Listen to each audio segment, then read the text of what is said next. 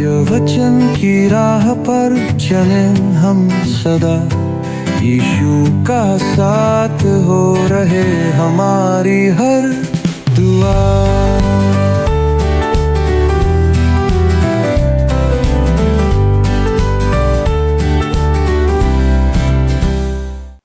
प्रिय मित्रों, आप सभी को सत्य वचन की पूरी टीम की ओर से प्रेम भरा नमस्कार। आज प्रसारण में आपका स्वागत है। पिछले अध्ययन में हमने सीखा था कि उस युग का संसार अशूर देश का नाम सुनते ही कांपने लगता था, परंतु नहूम कहता है कि परमेश्वर उसकी ऐसी दशा कर देगा कि उनके पांव कांपने लगेंगे और विपत्ति को देख उनके मुख का रंग उड़ जाएगा। आइए अब हम आगे बढ़ते हैं और दूसरे अध्ययन के पद 13 से आगे देखते हैं कि परमेश्वर और क्या कहता है। तो आइए अपने अध्ययन को परमेश्वर के दास के साथ आरंभ करते हैं। प्रिय मित्रों, जय मसीह की। सत्यवचन बाइबल अध्ययन में आपका पुनः स्वागत है। दोस्तों, हम नहूम की पुस्तक का अध्ययन करते हुए देख रहे थे कि उस युग का संसार अशूर देश का नाम सुनते ही कांपने लगता था, परंतु नहूम कहता है कि परमेश्वर उसकी ऐसी दशा कर देगा कि उनके पांव कांपने लगेंगे और विपत्ति को देख उनके मुख का रंग उड़ जाएगा। आइए अब हम दूसरे अध्याय के 13वें पद से अपना अध्ययन आरंभ करते हैं। वहां लिखा है, सेनाओं के यहोवा की यह वाणी है, मैं तेरे विरुद्ध हूँ और उसके रथों को भस्म करके धुएं में उड़ा दूंगा और उसके जवान सिंह सरी के वीर तलवार से मारे जाएंगे। मैं तेरे आहेर को पृथ्वी पर से नष्ट करूंगा और तेरे दूतों का बोल फिर सुना न जाएगा। परमेश्वर कहता है, मैं तेरे विरुद्ध हूँ। परमेश्वर प्रायः ऐसा कहता नहीं है दोस्तों। उसने केवल यहाँ और दूसरी जगह यहेजकेल के 38 और 39 अध्याय में गोग और मागोग के विरुद्ध या उसके विषय में ऐसा कहा है, जिसके बारे में हम में से कुछ मानते हैं कि यह आधुनिक रूस के संदर्भ में है। रूस को सबसे पहले सुसमाचार सुनाया गया था, परंतु आज वे परमेश्वर के विरोधी हैं। रूस से परमेश्वर कहता है कि मैं तेरे विरुद्ध हूँ, लेकिन आज वहाँ का साम्यवाद ईश्वर विरोधी है। यह नास्तिकवाद है जो परमेश्वर का विरोध करता है और इस कारण परमेश्वर कहता है, मैं तेरे विरुद्ध हूँ। यहाँ पर दोस्तों परमेश्वर कहता है नीनवे से, मैं तेरे विरुद्ध हूँ। उनके लिए परमेश्वर ने एक प्रचारक भेजा था जिसका नाम था योना।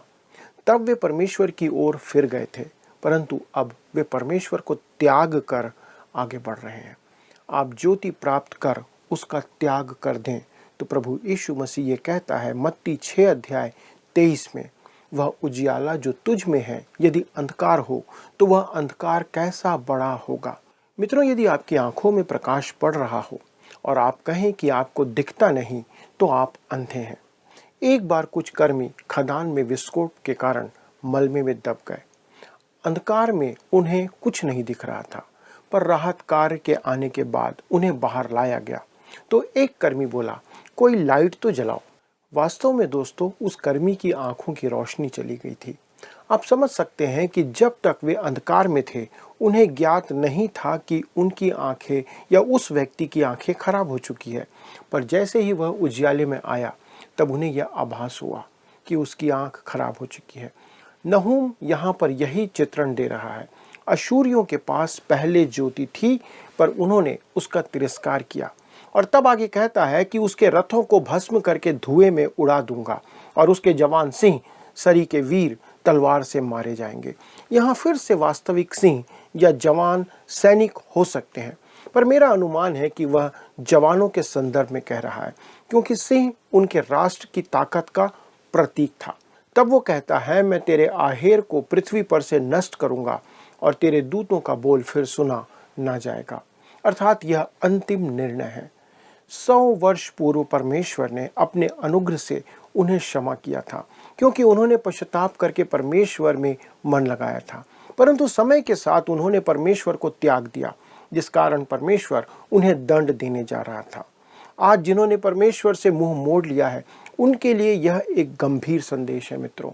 इसका अर्थ है संपूर्ण दंड। इसी के साथ अध्याय 2 यहाँ पर समाप्त होता है और अब हम अध्याय 3 से अपने अध्ययन को आगे बढ़ाते हैं, जिसका विषय है परमेश्वर का बदला उचित है।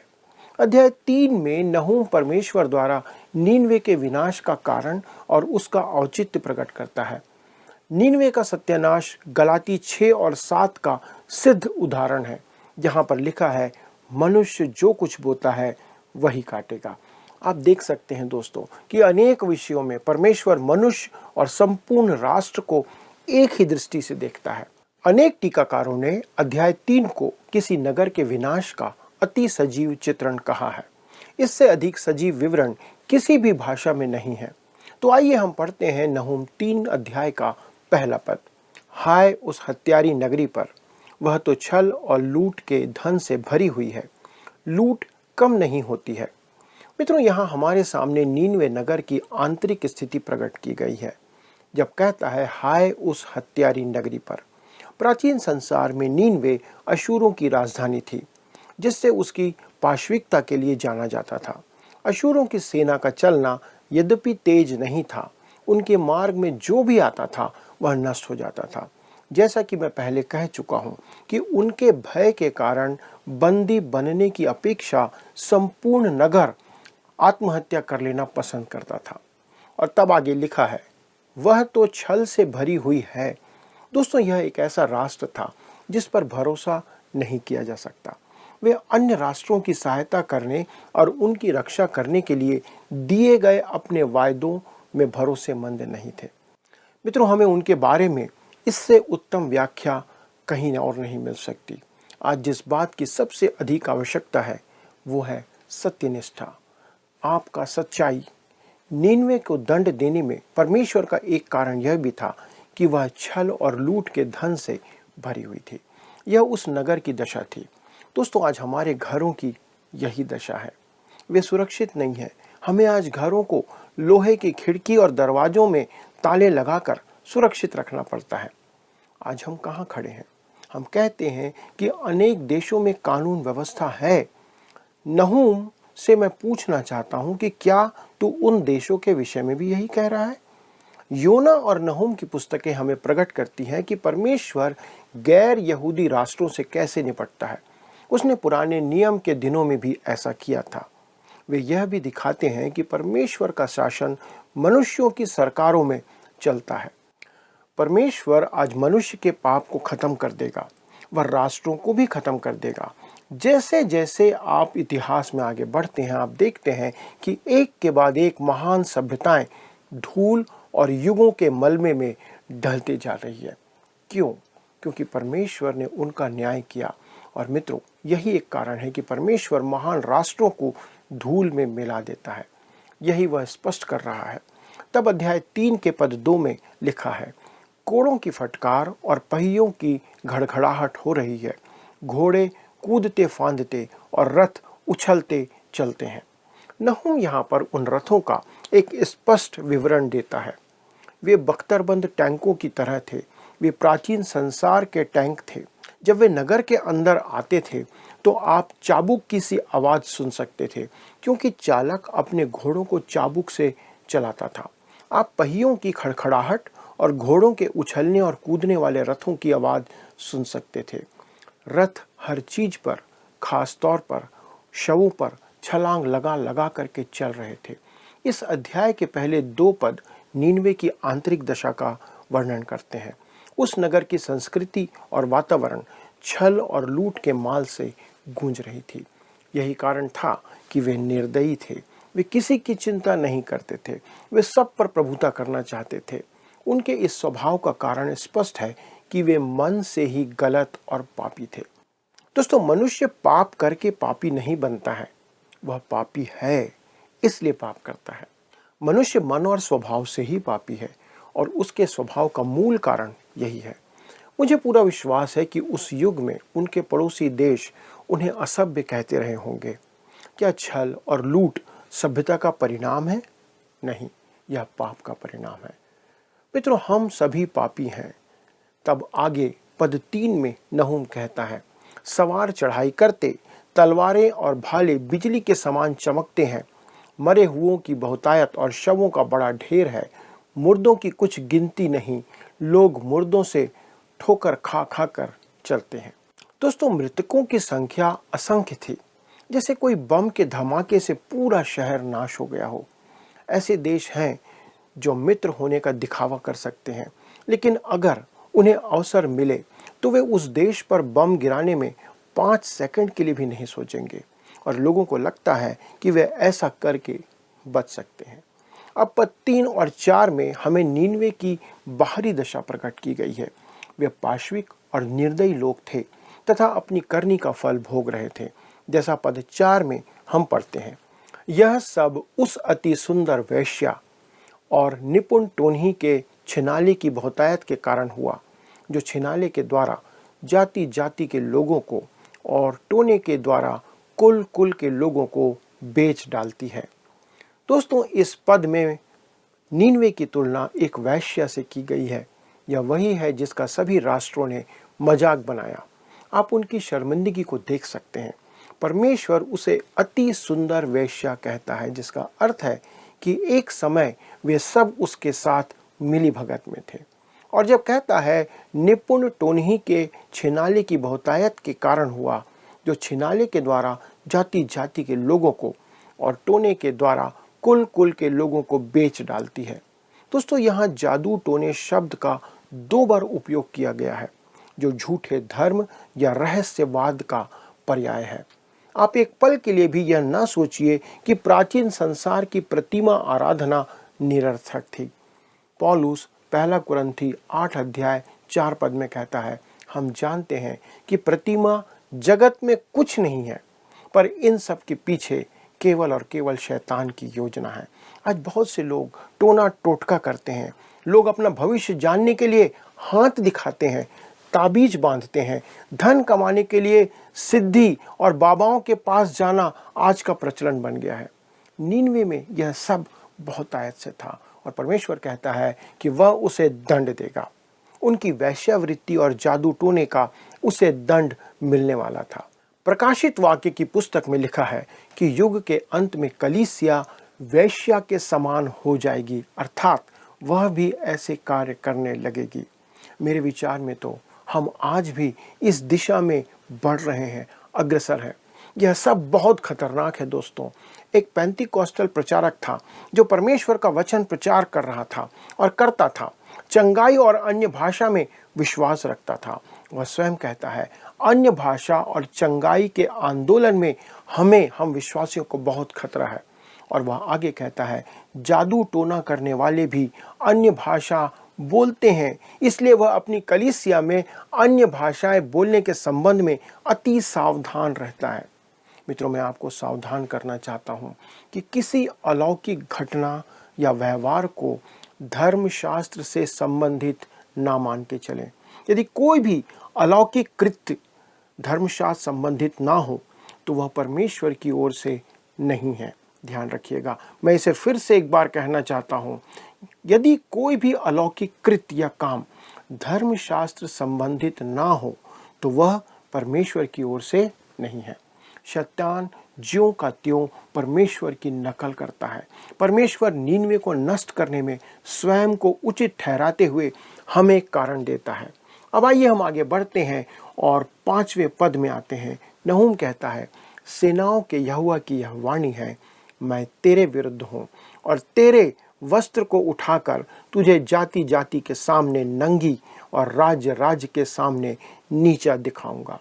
दोस्तों, जब वो कहता है सेनाओं के यहोवा की यही वाणी है, मैं तेरे विरुद्ध हूँ, यह दूसरी बार है कि परमेश्वर नीनवे से ऐसा कहता है कि मैं तेरे विरुद्ध हूँ। यहेजकेल 38 और 39 अध्याय में उसने गोग और मागोग से भी यही कहा था।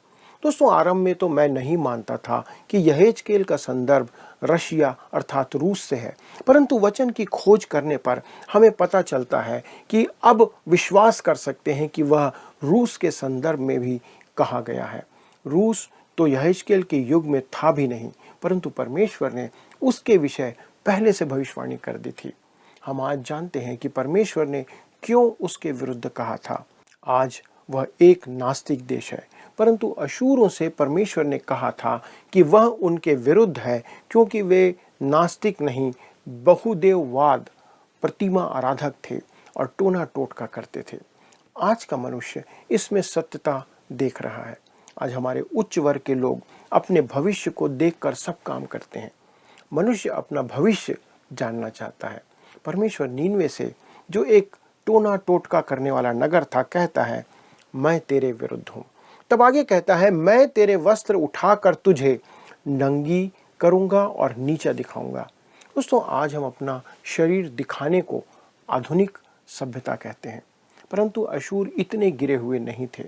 पुरुष और स्त्री दोनों शरीर दिखाने को आज आधुनिकता कहते हैं। परमेश्वर कहता है कि वह नीनवे वासियों को ऐसा लज्जित करेगा कि उनके वस्त्र उघाड़े जाएंगे, और कहता है तूने वेश्या का सा व्यवहार किया है, मैं तेरे एक एक कुकर्म को प्रगट में ले आऊंगा।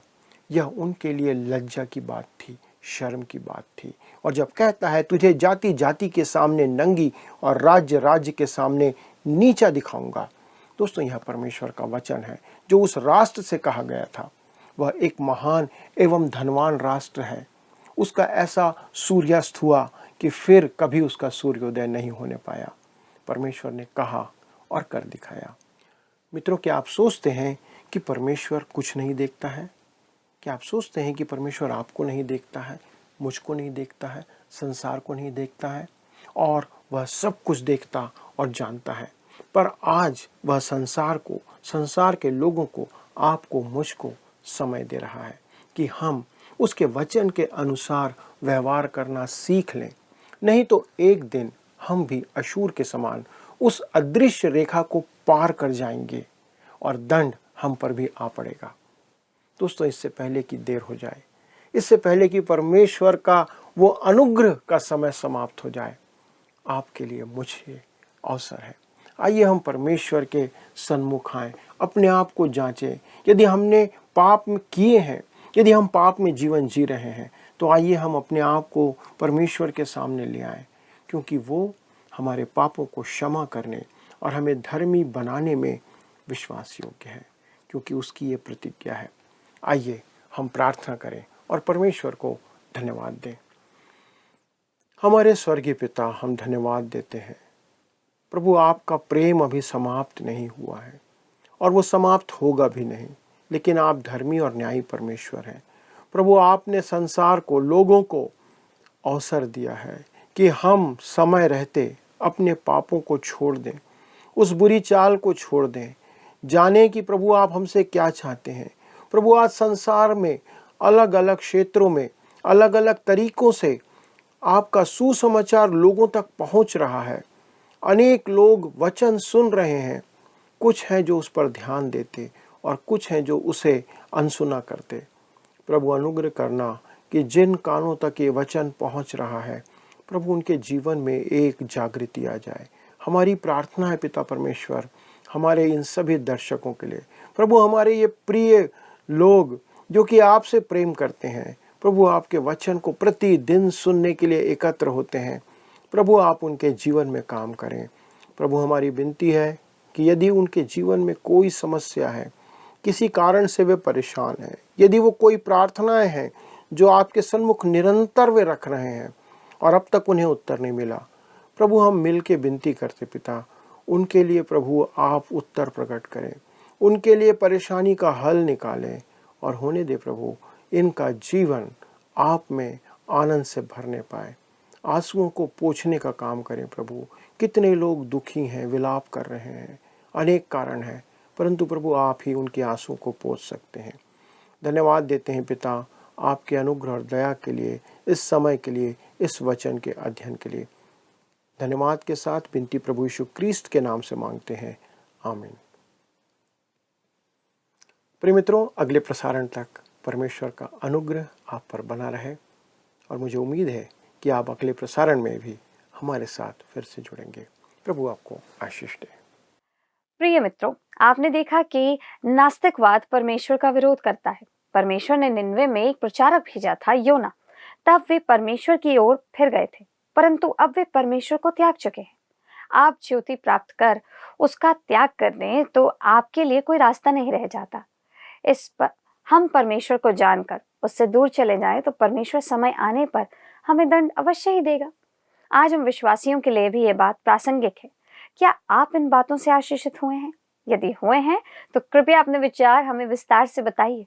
अगले प्रसारण में हम इस अध्ययन को आगे बढ़ाएंगे, तब तक प्रभु की उपस्थिति, प्रभु का साथ आपके साथ बना रहे, परिवार के साथ बना रहे। लेकिन अगर आप इस कार्यक्रम को पुनः देखना चाहें तो जाइए हमारे YouTube चैनल पर और देखिए वर्ड रिसाउंड्स टुडे पर इस कार्यक्रम को दोबारा। आपका दिन शुभ हो।